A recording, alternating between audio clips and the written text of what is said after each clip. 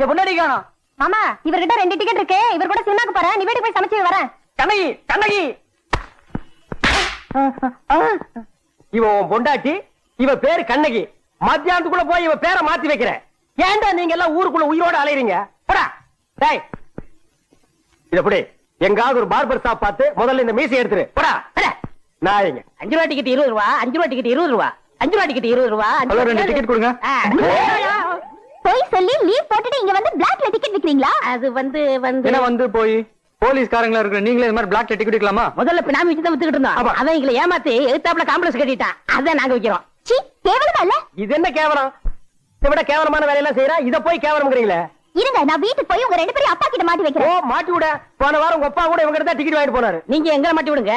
உன் லவரோட வந்ததை உங்க அப்பாட்ட மாட்டி விடுறோம். ஐயோ. என்ன சார் போய் பெருசா எடுத்துக்கிட்டு சும்மா தமாஷ் பண்ணோம்.